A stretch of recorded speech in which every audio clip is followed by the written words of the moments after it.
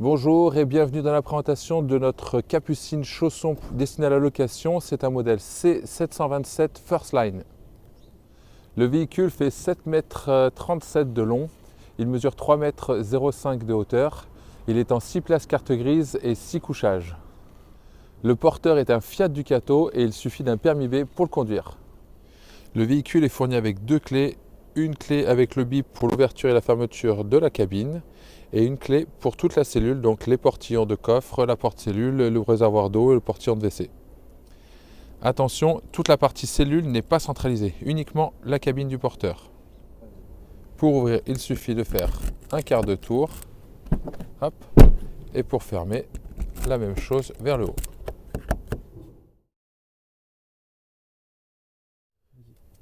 Le véhicule est un Fiat Ducato en boîte mécanique, super simple à conduire. Le véhicule est équipé d'un bloc multimédia Pioneer 9 pouces avec la caméra de recul qui se met automatiquement dès qu'on passe la marche arrière, très pratique pour les manœuvres. Il dispose également des connectivités Apple CarPlay et Android Auto si vous voulez activer la navigation et la radio classique et la radio DAB. La partie cabine est équipée de rideaux occultants pour la nuit et la journée pour la discrétion. Hop, pour la partie avant, à manipuler bien évidemment avec deux mains et avec précaution.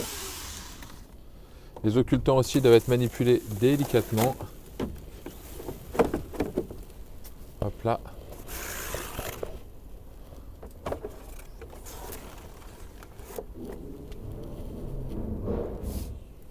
Pour le plein de carburant, vous devez normalement arrêter les appareils en fonctionnement à l'intérieur, surtout le chauffage. Le réservoir de carburant donc s'ouvre avec la clé du porteur. Et la jauge à gasoil et la jauge de la D-Blue sont sur le combiné de bord du tableau de bord du Fiat Ducato. Le véhicule est équipé donc d'une prise USB et USB-C pour la recharge des appareils, une prise 12 volts également. Et pour la connexion filaire d'un smartphone au multimédia, il faut bien utiliser la prise disponible en bas. Pour la partie utilisation de la cellule, nous avons besoin de ces deux tableaux de commande. Donc celui-ci pour le chauffage, celui-ci pour l'électricité générale. Le bouton principal à laisser activer tout le temps l'utilisation du véhicule. Ce bouton ici pour l'éclairage intérieur et les accessoires. Celui-ci pour la pompe à eau. Et celui-ci pour la lumière extérieure. Pour la partie du bas, donc ici on retrouve le niveau de la batterie cellule, mais on va le voir après, il dispose aussi d'une application pour la batterie lithium, le niveau de la batterie porteur, le niveau des eaux propres. Donc là pour notre test, le véhicule n'a pas beaucoup d'eau. Et après donc les réservoirs d'eau usée, quand il va être quasiment plein, ça s'allume ici sur le symbole du bas. Ce bouton-là est uniquement pour changer la luminosité du tableau de commande. Tac, tac, tac. On retrouve ici également l'information avec le couplage de la batterie moteur sur la batterie cellule, donc pour indiquer que ça recharge avec le moteur. Et ici, quand on sera connecté au 230, pareil, comme quoi on est bien connecté au réseau 230 volts et que ça recharge. Donc vraiment cette application, elle est 100% gratuite, hein, elle est vraiment pas très grosse sur votre téléphone. Je vous invite vraiment à la charger le temps du séjour, le temps du voyage, parce que ce sera vraiment beaucoup plus facile de savoir quand vous avez roulé, quel pourcentage vous avez remis dans le véhicule, combien vous avez consommé exactement dans la journée. Voilà, pour la partie du soir, il faut savoir qu'il faut à peu près, on va dire entre 20 et 25% d'utilisable dans cette batterie. Donc comme ça, vous savez exactement, si vous ne les avez pas le soir avant de vous arrêter, vous remettez le moteur en route ou vous trouvez une petite prise pour pouvoir vous brancher. Mais vraiment avec ça, on lit ce qu'il y a exactement à l'intérieur de la batterie. C'est vraiment le moyen le plus facile et le plus juste d'avoir la réelle autonomie dans le véhicule. Le véhicule est équipé d'un combiné chauffage-chauffe-eau Truma au diesel qui est pris directement sur le gasoil du porteur Fiat Ducato. La mise en route est simple. On va sur le premier icône ici pour choisir la température. On peut aller donc de 5 à 30. Ici, on va sélectionner 20 degrés. Une fois la température souhaitée sélectionnée, elle est prise ici par la sonde de température. Et quand la flamme en haut clignote, c'est que le chauffage est en demande de chauffage. Quand la température sera atteinte, ce sera allumé en fixe. À côté, on va pouvoir retrouver donc la température de l'eau. Donc sur off, on ne chauffe pas l'eau. Sur eco, on chauffe de l'eau uniquement à 40 degrés. Et sur hot, on chauffe de l'eau à 60 degrés. Donc c'est vraiment très important de sélectionner cette source ici quand on va vouloir avoir de l'eau chaude pour la douche. Et en plus, vous pouvez aussi sélectionner le mode boost, c'est vraiment ce qui est privilégié pour pouvoir sortir plusieurs douches à la suite. Et également pour l'eau, tant que le voyant du haut clignote, c'est que la température d'eau demandée n'est pas atteinte. Il faut bien attendre que le voyant soit fixe au niveau de l'eau chaude pour savoir que les 10 litres que contient le chauffe-eau soient complètement chauds à la température demandée. Bon. Les autres icônes ne sont pas importants pour la partie location parce que le véhicule n'est pas équipé de cette option. Ça, c'est pour changer la ventilation, ça ne sert pas à grand chose. Et ça, c'est pour activer une programmation particulière. Et donc, en mode statique, le chauffage oscille entre la température demandée et l'heure qui est inscrite sur la commande. Pour une utilisation vraiment simplifiée, vous pouvez, une fois choisi la température d'eau et d'air, le laisser activer pendant toute la durée du séjour. Ça n'a aucune importance dans le fonctionnement. Vous consommerez peut-être un petit peu plus de carburant, mais honnêtement, ça va très peu se voir à l'utilisation. Donc, pour la gestion de l'autonomie électrique, donc vous avez une batterie pour le moteur, une batterie porteur qui va donc servir à démarrer le véhicule et tout ça. Et vous avez donc une batterie pour la cellule, donc qui sert, quand on en a l'arrêt en autonomie, à faire fonctionner donc le réfrigérateur, le chauffage, les éclairages, les prises USB, la pompe à eau, voilà, tout ce qui est un petit peu de la partie vie du véhicule, de la partie cellule. Donc cette batterie, il y a 3 moyens de charge. Donc vous la chargez quand le moteur tourne. Donc ça, dès que le moteur est en route, ça se fait automatiquement, il n'y a pas de manipulation à faire, ça charge la batterie. Donc quand vous raccordez la clé de prise bleue à l'extérieur du véhicule, donc vous rechargez à ce moment-là la batterie et vous mettez aussi du 230 volts dans les prises à l'intérieur du véhicule.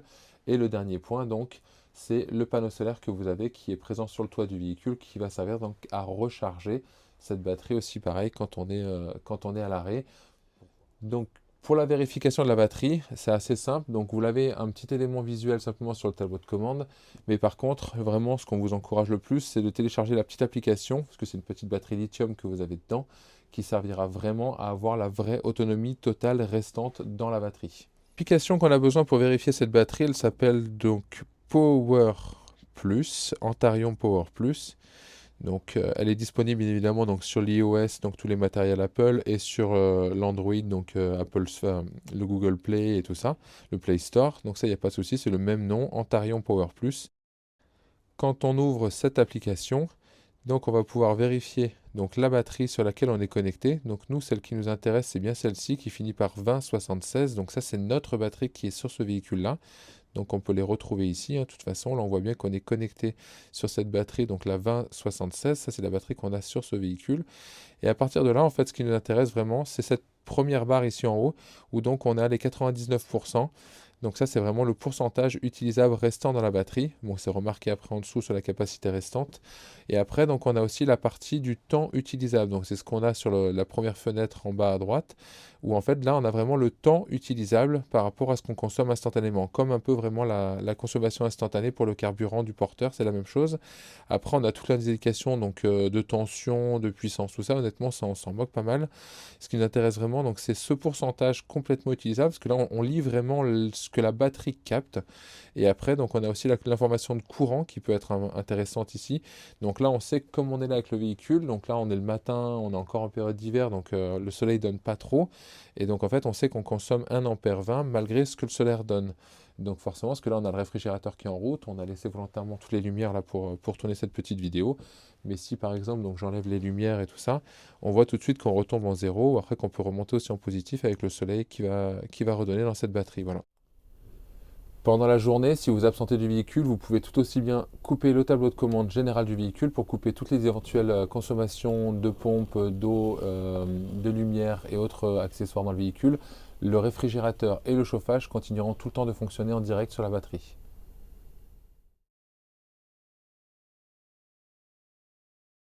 Les éclairages du véhicule sont pilotés soit par des interrupteurs pour les plafonniers, soit par des interrupteurs directement sur les spots.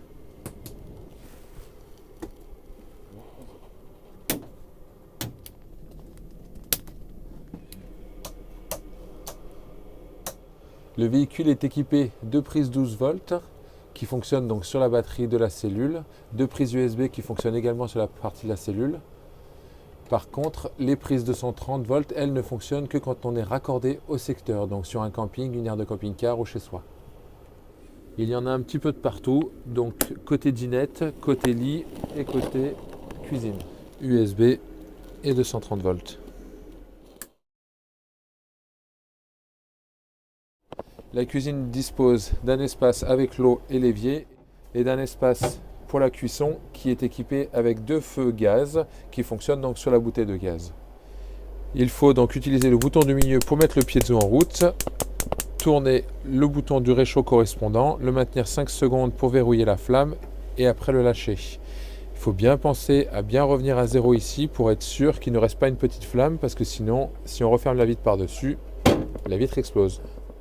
Pour l'utilisation de l'eau, il faut bien penser à mettre donc le bouton de mise en route de la pompe sur le tableau de commande et penser également aussi à bien gérer le chauffe de l'eau avec la gestion du chauffage à mettre en route préalablement. Il faut compter presque une trentaine de minutes pour chauffer l'eau dans le véhicule. Ce véhicule est équipé d'un réfrigérateur Tedford à compression. Ça veut dire qu'il ne fonctionne que au 12 volts avec un petit compresseur comme à la maison. Il n'y a pas de gestion à gérer de 230 volts de gaz et autre chose. C'est vraiment super simple. L'appareil est équipé d'un panneau tactile. On reste appuyé long pour la mise en route. La première partie avec les petits carrés, ça va régler la température du réfrigérateur, donc la partie basse ici. Il faut bien mettre au minimum 3. Et cette partie ici, ça va régler la température dans le conservateur, donc la partie haut qui fait les glaçons. Mais vous pouvez le laisser à fond cette partie ici, il n'y a pas de problème. Comme à la maison, une fois la température souhaitée sélectionnée, vous n'avez pas besoin de changer la température tout le temps. Vous pouvez tout le temps la durée de séjour garder la même température pour une utilisation vraiment plus simplifiée. Il dispose d'une grande porte qu'il faut bien évidemment bien penser à verrouiller pendant la route. Les différents balconnets dans la porte, le bac en bas où il faut privilégier pour mettre les boissons, les bouteilles et tout ça, les différents clayettes de rangement pour bloquer les boîtes, le tiroir pour mettre les légumes et sur la partie supérieure le conservateur donc pour mettre les glaces, les glaçons et tout le reste qui est déjà congelé.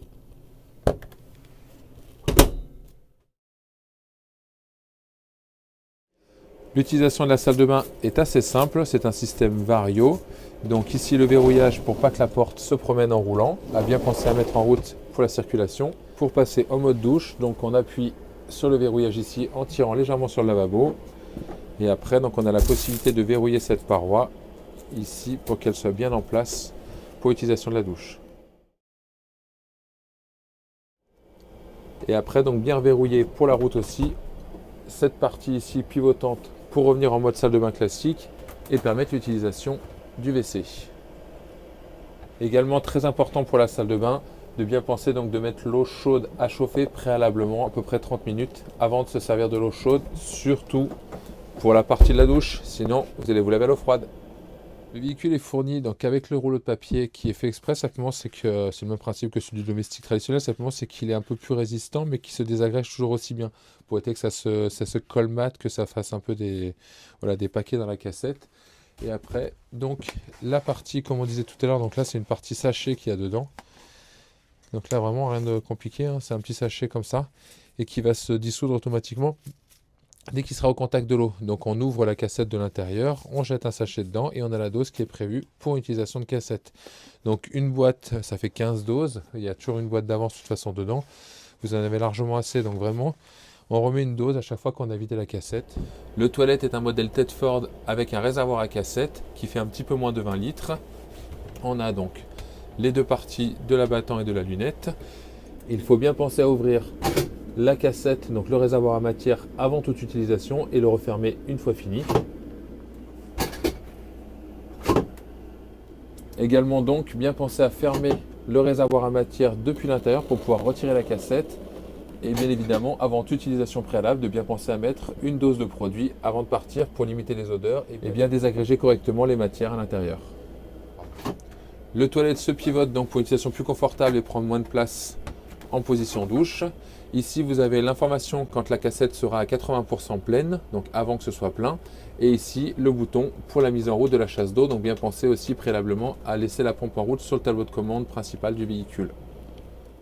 En plus du niveau, sachez que dans tous les cas, le clapet que l'on voit à l'intérieur de la cassette est directement la cassette, donc le réservoir à matière directement. Donc vous voyez aussi le niveau en visuel directement à l'intérieur, pas attendre que ce soit plein à ras-bord avant de la vidanger, parce qu'après ça va être beaucoup plus compliqué à nettoyer.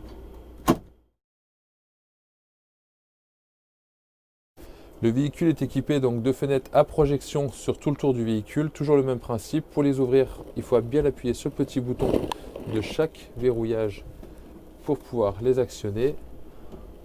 On lève la fenêtre et pour la refermer, donc il faut repartir légèrement vers le haut aussi, sans forcer, toujours pareil, et bien verrouiller ici. On voit à chaque fois le petit clic. Pour les occultants, la même chose, on vient bien pincer pour le rideau de nuit qu'on peut arrêter à plusieurs dimensions. Et après, donc, on peut le raccrocher avec la moustiquaire, donc pour éviter les moustiques. Et là, il suffit de pincer entre les deux pour enlever et remettre la moustiquaire sur le rideau de nuit. C'est la même chose pour tous les ouvrants qu'il y a, donc à la dinette, chambre arrière, la capucine et la partie cuisine comme celui-ci. Donc après les fenêtres latérales, sur le véhicule, on va retrouver ce qui s'appelle donc des lanterneaux. C'est les ouvertures qui sont sur le toit. Vous en avez 4 modèles différents sur ce véhicule, donc on va les regarder pour chacun. Donc celui-ci, c'est le plus grand, 700 par 500.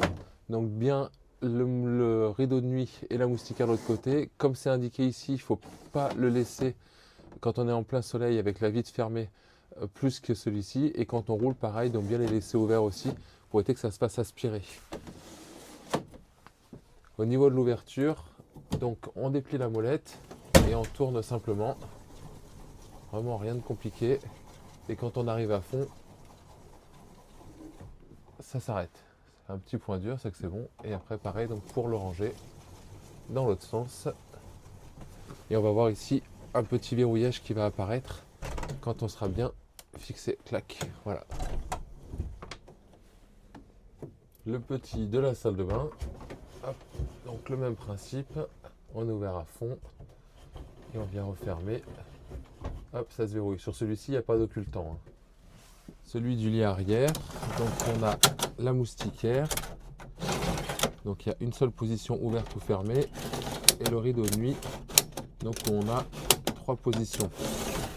Et donc pour l'ouverture, on a un petit verrouillage ici à l'arrière qui évite simplement que la vitre puisse bouger un petit peu, donc à déclipser avant de tourner la molette. Et après, on tourne simplement la molette. Et pareil, quand on est ouvert à fond, la molette devient dure, on ne force pas plus, ça ne sert à rien. Et pour le replier, même chose. Hop, et donc là, on vient le verrouiller ici sur la partie lock en mettant le petit clip sur la partie arrière. Et enfin le dernier, pour la partie capucine, pareil. Donc on tourne la molette centrale.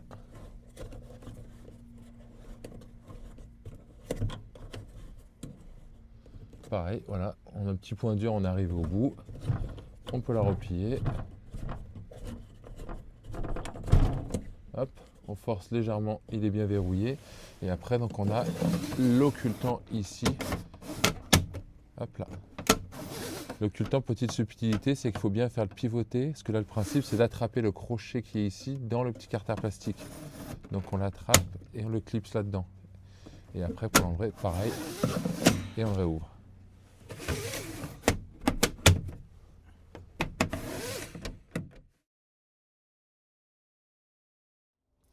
Au niveau des rangements, il faut bien penser à ne pas mettre tout ce qui est lourd sur la partie haute, simplement parce que quand le placard est fermé, quand on l'ouvre, s'il y a quelque chose de lourd, éventuellement, quand ça s'est déplacé sur la route, ça peut tomber et abîmer donc la table, le plan de travail ou le sol. Donc bien penser tout ce qui est lourd, à les mettre plutôt dans les placards du bas.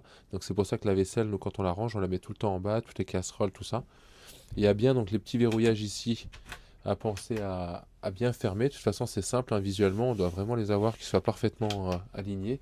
Et la partie haute, pareil ici, de bien avoir le verrouillage qui soit bien clipsé. Hop là. Et donc là, la porte ne doit pas bouger.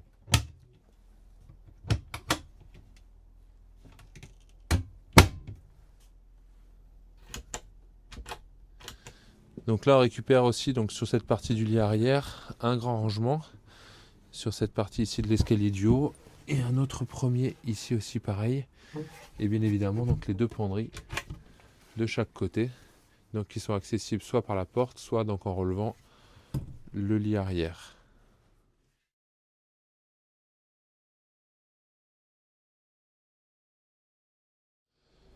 Le salon pour le coin dinette, donc lui à la base il est fait pour 4 personnes en version classique standard. Donc là on a les 4 places carterises, donc face à la route et dos à la route. Il est possible donc bien évidemment pour le repas donc d'avoir les extensions sur le côté, donc en partie arrière et en partie avant, pour pouvoir avoir donc évidemment la dinette beaucoup plus grande, beaucoup plus exploitable. Hop, et donc là avec l'extension complète de la table et les petits coussins qu'on va remettre sur la partie basse. Les coussins d'extension d'assise, c'est simple, ils sont gris comme le reste de la couleur de ceux-là. Donc ça, c'est ceux qui vont en bas. Le plus petit qui va aller se loger ici et le plus large avec les velcro qui va se mettre donc sur cette partie-là. Et donc là, maintenant, on a bien donc les 3 places de ce côté-là et les 3 places de l'autre côté.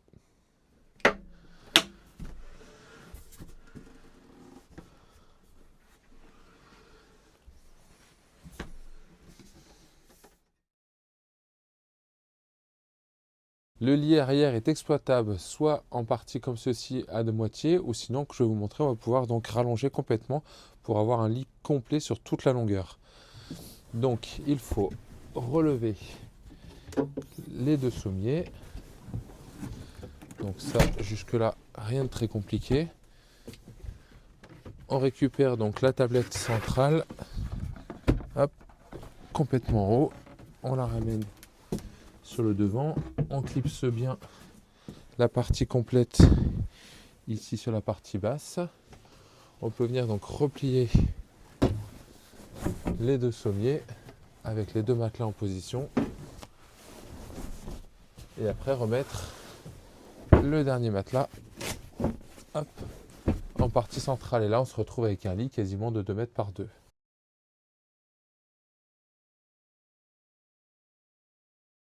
Et donc pour le replier, la même chose, on enlève le premier coussin, on redresse donc les 2 sommiers avec les 2 matelas. Bien évidemment s'il y a les couvertures et tout ça, c'est un petit peu moins facile, hein. Et donc on reprend la tablette, on reclipse le premier morceau, on essaie de ne pas se coincer les doigts dedans et on redescend tout ça jusqu'au fond. Et il y a juste une petite utilité au niveau du rail pour pouvoir bien le verrouiller ici, qu'on voit exactement sur cette partie-là.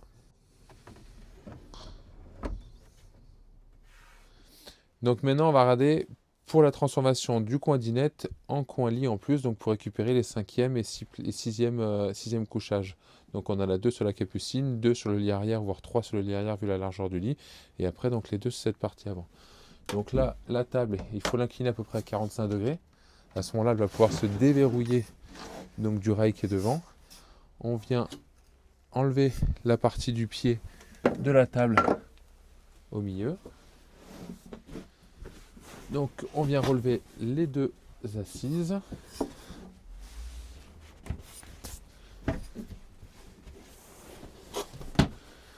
Et après, on peut remettre la table en partie centrale.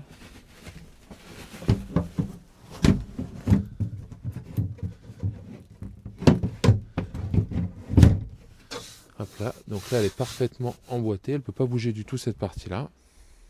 Au niveau de l'assise, après, donc il suffit de bien plaquer les coussins en bas, les rentrer dedans.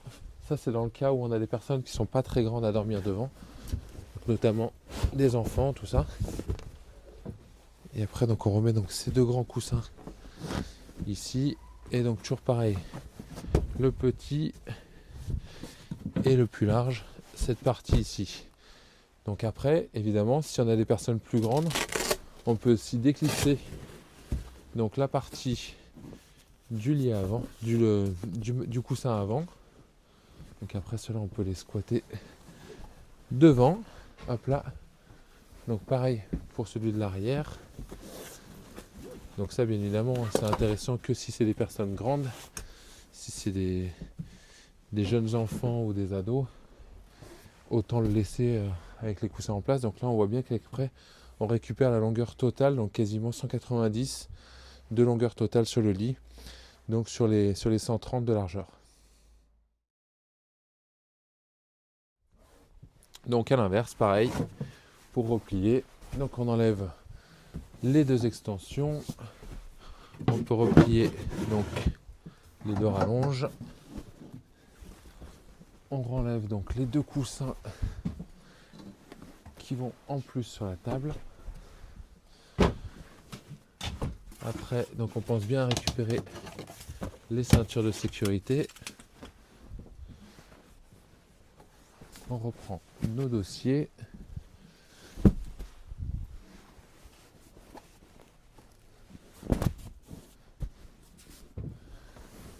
Hop là.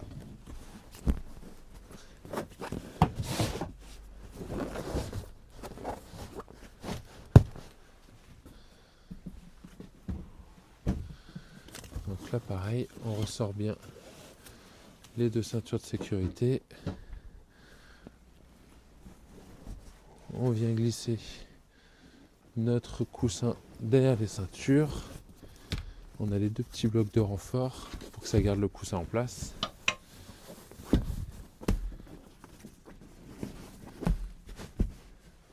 Et voilà.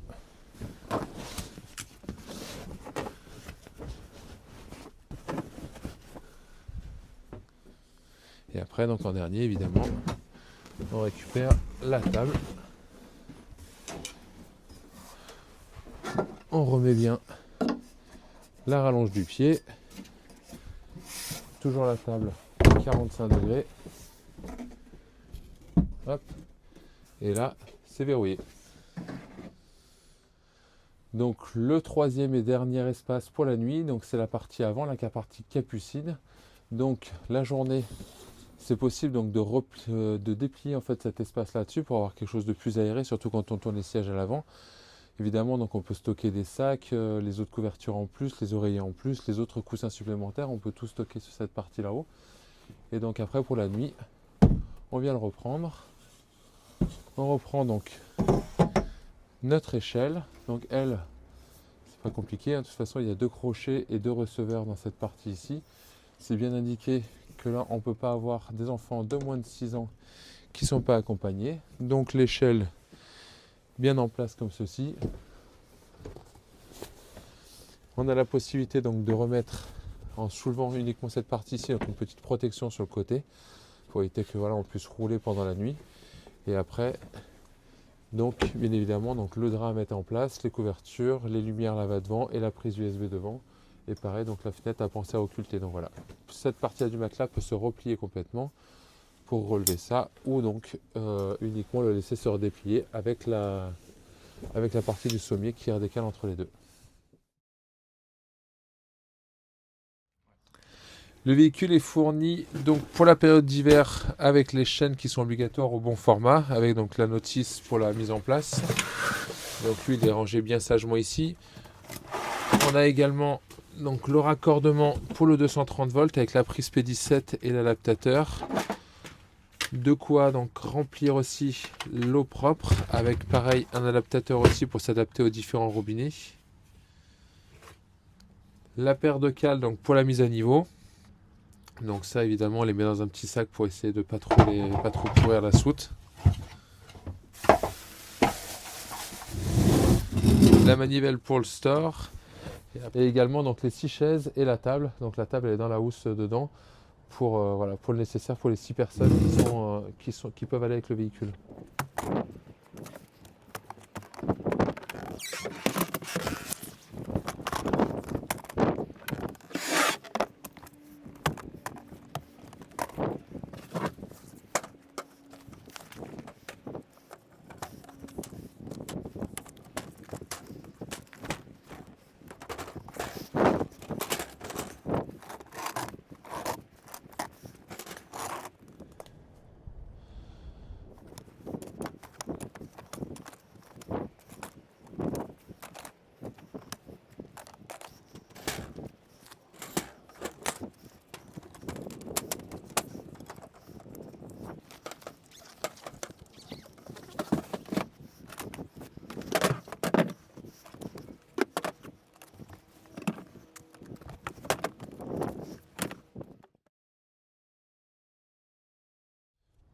Pour l'extérieur encore, on a donc ici la Technibox donc, qui s'ouvre toujours avec la même clé extérieure.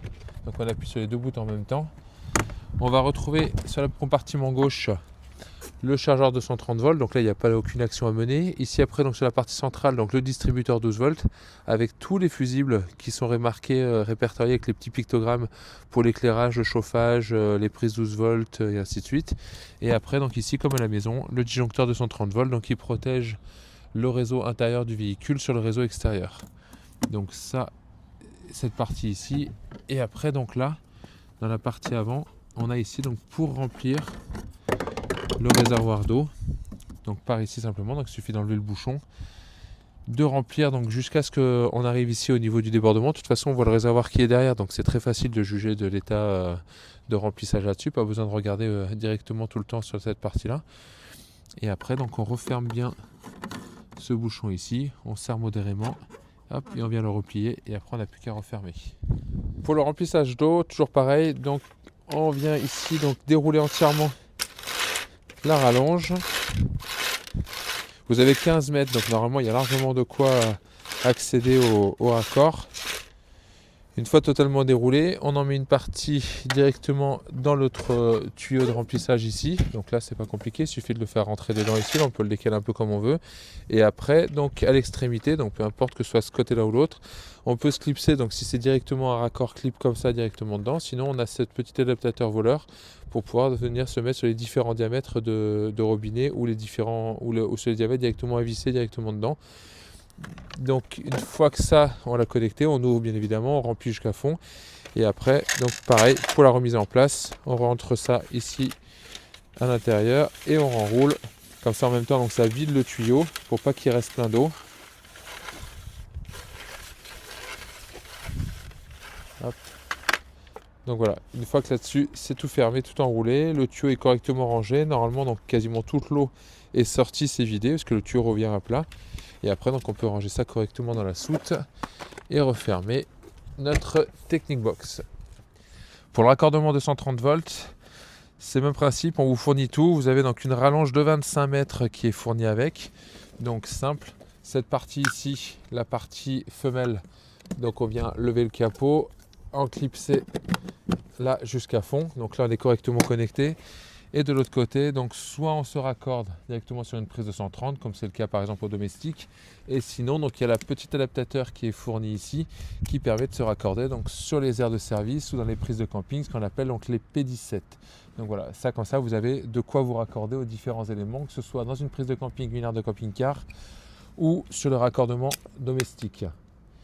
Pour la partie de déconnexion, ici, pareil, il faut bien, donc on relève le capot, on appuie sur le petit verrouillage bleu ici qui va permettre de pouvoir soulever le clapet, on tire et donc là on vient bien refermer ça et finir de ranger la rallonge avec l'adaptateur et on remet tout ça dans la soute.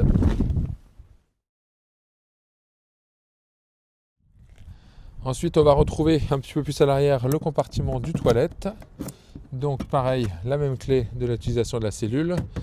Ici, donc on a le verrouillage pour la cassette. Donc comme on a indiqué, on va le voir à l'intérieur. Il faut bien penser donc à fermer correctement la cassette du clapet intérieur pour pouvoir tirer. Si la cassette ne vient pas, c'est que le verrouillage dedans n'est pas mis dans sa position comme il faut. Donc là, on peut sortir le réservoir à matière. Hop, en attrapant ici la poignée sur le haut, on peut la redéplier. Ce qui évite simplement donc de porter les 18 litres que fait la cassette. Au moins comme ça on peut simplement la tirer pour aller donc sur le point de vidange de cet élément de cassette. Après donc on peut la remettre en place là dedans. Hop. Donc pour le remplissage, pour la vidange pardon, ici on ouvre le bouchon. On a une première poignée sur la partie avant et après donc on a l'emplacement derrière pour tenir les mains et le bouton ici pour faire l'appel d'air, ce qui permet comme ça de pouvoir vider très facilement la cassette. Donc là vous allez sortir toute la matière qui est normalement l'état liquide dedans avec le mélange de produits et donc une fois que c'est vide on vient remettre un peu d'eau dedans, on rince comme il faut la cassette, donc vraiment dans tous les sens, ça doit vraiment ressortir propre hein, quand tout est en état là-dessus, vraiment le liquide doit ressortir super clair après au bout. Et après donc on peut remettre à peu près un demi-litre d'eau uniquement dans le fond. On reprend le produit qui est fourni avec Et comme ça, ici, on met donc soit une dosette, ça dépend ce qu'il y a à l'utilisation là, sur la location, ou sinon, en fait, c'est 150 ml la dose, donc soit une dosette qui est prévue pour, soit donc en version liquide, donc 2 moitiés de bouchon qu'on vient remplir dans la cassette de WC. Hop, on ferme bien, on replie, et là, maintenant, elle est prête à être remise en place pour la prochaine utilisation. Là, elle est bien verrouillée, il n'y a pas de problème. La partie de vidange des eaux grises, elle est repérée par ce point ici, donc avec la petite vanne qui est par en dessous. Donc on met simplement un petit genou à terre et on attrape donc le clips ici fait la tirette.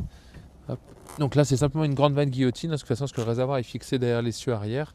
On place le véhicule donc directement sur les vannes, enfin sur les parties des caillebotis, que ce soit donc comme chez nous là sur l'aire de service, dans les campings, pareil sur les aires d'autoroute et tout ça.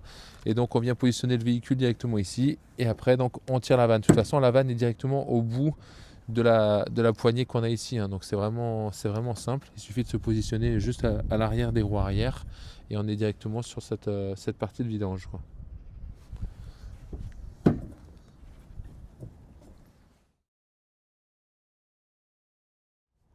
Et enfin la dernière trappe à l'extérieur, c'est celle ici du compartiment de gaz. Donc là, il y a une bouteille de 13 kg qui rentre dedans. C'est bien indiqué sur le petit autocollant au fond derrière la bouteille. Hop là, donc on voit ici. Donc quand vous devez prendre la route, systématiquement vous devez fermer la bouteille. Donc de toute façon la bouteille de gaz va servir uniquement pour le point de cuisson, donc les 2 feux. Elle ne servira à rien d'autre parce que le chauffage est toujours au gasoil et le réfrigérateur il est uniquement aux 12 volts à compression. Donc vraiment ça on s'en sert uniquement que quand on veut faire de la cuisson. Donc pour l'utilisation c'est facile, hein, c'est pareil. On fait un tour. On ouvre simplement un tour au niveau de la bouteille de gaz, ça suffit, pas besoin de faire plus. Et quand on reprend la route, pareil, hop, on vient refermer, on vient reverrouiller cette partie ici. Donc on refait le tour de plus et on referme la trappe. Voilà. Tout à l'heure. Donc là, on fait donc l'ouverture ici qui est avec le crochet ouvert. On retourne dans le sens des aiguilles d'une montre ici pour le verrouillage. Donc là, on ne peut pas manipuler la poignée.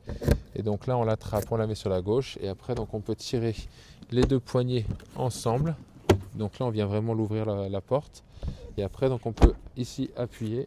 Donc ça fait un premier verrouillage. Après, on a un deuxième verrouillage comme ceci. Et enfin, le 3e verrouillage. Donc surtout pour fermer la trappe.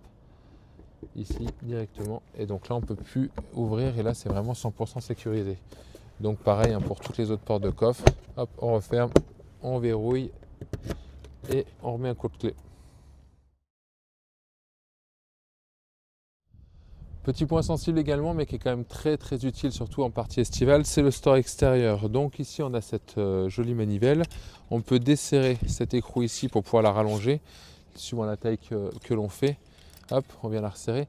Donc au bout ici c'est simple, on a un petit T là qui va servir donc pour le verrouillage dans le support du store. On vient le rentrer dedans, donc là on n'a pas le choix, hop, et on fait un quart de tour et là la molette vient vraiment rester fixée dedans. Donc là elle peut pas tomber, elle ne peut pas abîmer le véhicule. Et après on vient tourner simplement. Vraiment il n'y a pas de résistance particulière, rien du tout. On ouvre à peu près 1 mètre, 1 mètre 50 le store. Hop. Et donc là, à partir de ce moment-là, on va pouvoir attraper les pieds qui sont directement dans le caisson, dans la façade. Hop, donc on vient les sortir. On descend le pied du store et on vient le verrouiller avec le petit clips ici. Pareil de l'autre côté. Hop, on le tire, on est sur le côté. On descend la façade, le pied, pardon. Hop, et on vient le verrouiller ici. Et après, à ce moment-là, on peut continuer à déplier, à rouvrir le store.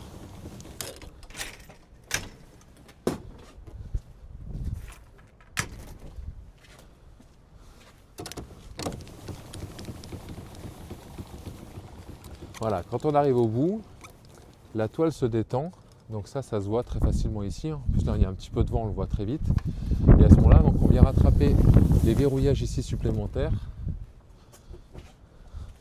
Donc quand la toile se déplie un peu, on peut la ramener un petit peu. Et on vient remettre donc le verrouillage hop là, supplémentaire dans les petits clips à l'avant. Pareil de l'autre côté. Hop, on force un petit peu. Et après, donc on n'a plus qu'à retendre correctement la manivelle Et à ce moment-là, donc le store avec la toile se retrouve complètement tendu. Donc ça, c'est vraiment très important de bien verrouiller de façon systématiquement dès qu'on le sort. Donc pour éviter que la bâche donc, fasse le ventre avec, quand elle est en plein soleil. Et puis pareil, surtout s'il pleut, évidemment, pour éviter que ça fasse une poche entre les deux. S'il pleut également, ce qu'il faut bien penser à faire, c'est de bien faire une jolie pente. Parce que donc là, le store fait 4 mètres de long. Donc on peut avoir facilement une grosse résistance. Donc c'est vraiment de ne pas hésiter à exagérer la pente pour vraiment la mettre sur le côté ici pour être sûr que l'eau ne reste pas à stagner entre les deux pieds, les deux bras du store à la partie avant, donc pour vraiment qu'elle s'écoule. Autre point très important pour le store, donc on ne laisse surtout pas le store ouvert sans surveillance, sans fixation, sans l'amarrer, le verrouiller, quelque chose vraiment sur un arbre, sur un rocher, sur une barrière, sur quelque chose comme ça. Et sinon vraiment le plus simple c'est de le fermer systématiquement dès qu'on s'absente du véhicule, ne serait-ce pour une demi-heure, une heure, parce qu'il suffit d'un petit coup de vent, ça attrape tout ça et après là c'est le drame, ça l'arrache du véhicule, ça le retourne dessus. Donc voilà, c'est vraiment très pratique, très efficace. Il y a juste ces points-là, c'est de bien tendre, verrouiller la toile et après voilà, vraiment dès qu'on s'absente du véhicule, de replier le store. Donc on va le faire là tout de suite, ça prend quelques secondes. Donc pour le replier, pareil, on vient redesserrer un petit peu pour relâcher un petit peu la tension qu'il y a sur la toile. On vient refermer les clips de verrouillage sur la partie avant. Hop. Donc là, on va pouvoir ramener un petit peu le pied du store. Et après, il suffit de faire à l'inverse. Pareil, il n'y a pas une grande résistance.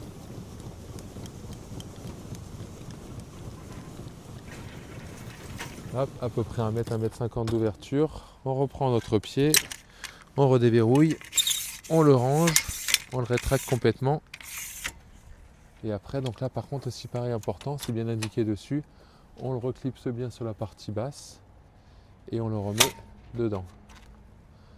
Donc là on le voit, il est bien correctement rentré. De l'autre côté ici pareil, donc là on déverrouille. La partie basse ici bien en face du caisson, on le rentre à plat et après on vient appuyer. Hop, et donc là tout est parfaitement rangé, il n'y a pas de souci, ça va s'emboîter parfaitement sur le caisson et on sera sûr d'avoir rien qui se promène pendant la route. Et donc on continue à enrouler. Hop, et là on voit très bien ici que le caisson et la façade sont parfaitement alignés. Hop, là ici pareil, donc là il n'y a pas de problème, le store est verrouillé. On peut serrer ici un petit peu, hop, pour être sûr. Et donc pour enlever la manivelle, pareil, on lève, on fait un quart de tour et on ressort. Donc vraiment, hop, dans ce sens-là et dans l'autre sens. Et après, on rétracte la manivelle et on n'a plus qu'à la ranger dans la soute.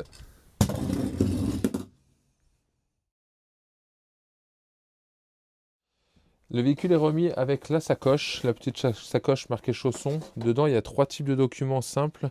Donc vous avez ce qui est notice et tous les documents donc, liés au porteur dans la petite pochette bleue. Vous avez donc les éléments, donc les notices d'utilisation. Donc là, c'est pour le tableau de commande, pour le chauffage, la commande du chauffage, la plaque de cuisson, le multimédia Pioneer, le réfrigérateur Tedford, donc le guide complet du véhicule chausson, la petite notice succincte pour la batterie lithium, la pompe à eau et un petit schéma électrique du véhicule. Et après, donc le dernier point, donc c'est cette copie ici de la carte grise, de l'attestation d'assurance et donc aussi avec dedans un constat d'assurance à bien évidemment essayer d'utiliser le moins possible. Donc tout ça est rangé dans cette jolie sacoche bleue marquée chausson. Sous le siège passager, vous allez retrouver donc cette petite sacoche noire. Dedans, il y a la manille de remorquage et un tournevis et tout ça. Donc ça, c'est ce qui va servir en cas de panne. Donc ça, c'est rangé sous le siège passager avec la batterie. Et dans ce petit kit aussi là-dedans, vous avez le triangle de présignalisation. Hop. Et après, évidemment aussi donc ce qui va avec, le gilet, le beau gilet jaune. Donc ça c'est pareil, c'est rangé sous le siège passager, donc derrière le petit carter qui suffit simplement de déclipser pour attraper.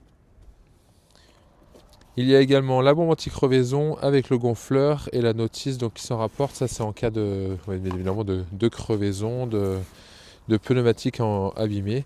Et donc tout ça, ça rentre donc, dans ce logement ici en devant.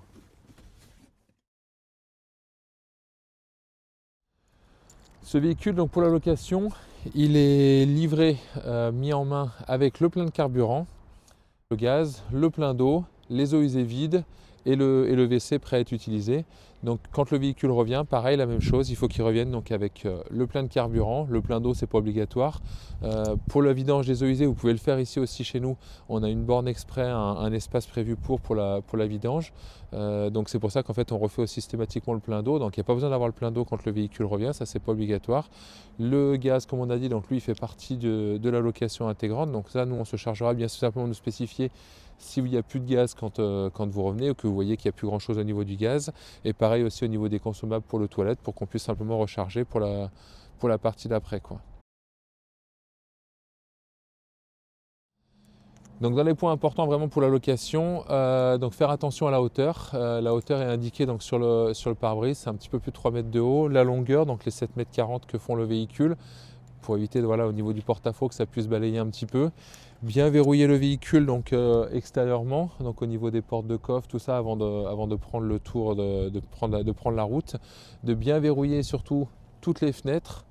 Donc vraiment systématiquement, ça ne fait pas plus d'aération ni rien, de bien vérifier donc, que tous les lanterneaux soient bien fermés à fond, verrouillés avec les stores ouverts, de bien vérifier donc, que les portes de placard supérieures et inférieures soient bien verrouillées complètement, pareil au niveau de la partie vario de la salle de bain, tout ça, et après voilà, tout ce qui peut tomber pendant la route, de bien penser à faire attention à tout ce que soit bien amarré, et après il n'y a plus qu'à profiter, à profiter de tout ça, un petit peu de gestion de l'autonomie d'eau et de l'autonomie électrique, et puis voilà, puis après que ça vous pourrez passer un très très bon séjour à bord de ce joli chausson avec Morin Loisir Auto et le groupe Morin Loisir.